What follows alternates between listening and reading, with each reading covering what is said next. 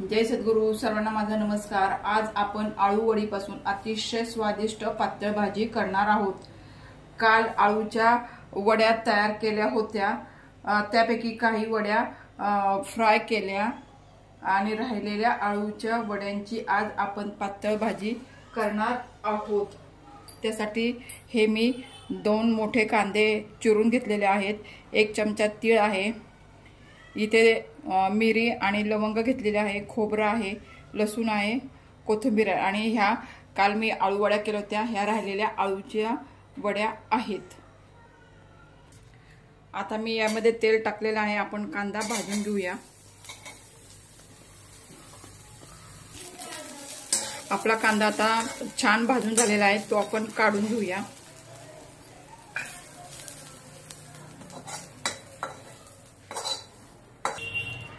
आता खोबरं, तीळ आणि मिरे आणि लवंग ते भाजून घेऊया.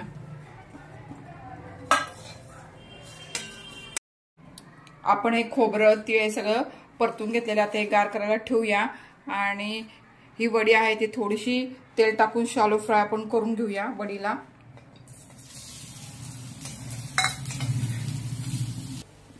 वड्या शॅलो फ्राय झालेल्या आहेत, ते आपण काढून घेऊया.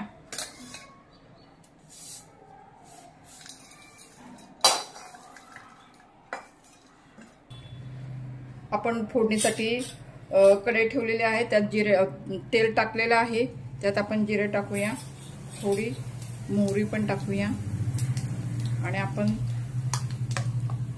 आलं ते वाटून घेतलेलं आहे, कांदा खोबरं ते आपण फ्राय करूया. आपला मसाला हा छान फ्राय झालेला आहे, त्याला आता तेल सुटायला लागलेलं आहे. आपण त्याच्यामध्ये मसाले टाकूया. पहिल्यांदा आपण त्यामध्ये हिंग टाकला, नंतर अर्धा चमचा हळद,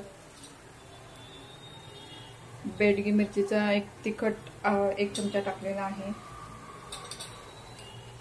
आणि हा कांदा लसूण मसाला घरचा आहे, तो 2 चमचे टाकला आहे. इकडे धने पावडर आहे, ती पण टाकली आहे. हे सगळं आपण मिक्स करूया.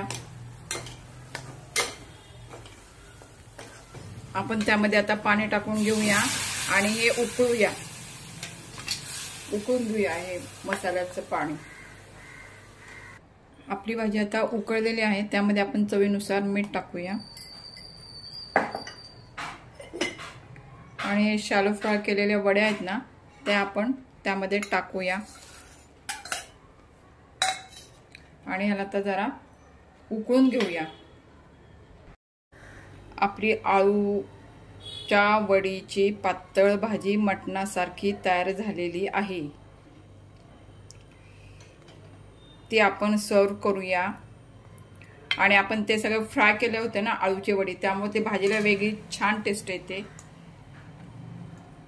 अशा प्रकारे अगदी झटपट झणझणीत आणि चविष्ट आळू वडीची पातळ भाजी तयार आहे. ही भाजी भात, पोळी किंवा भाकरी सोबत खाण्यासाठी अप्रतिम लागते. तुम्ही नक्की करून बघा आणि तुमचं मत कमेंट मध्ये सांगा. व्हिडिओ आवडल्यास व्हिडिओला लाईक करा, शेअर करा, सबस्क्राईब करायला विसरू नका.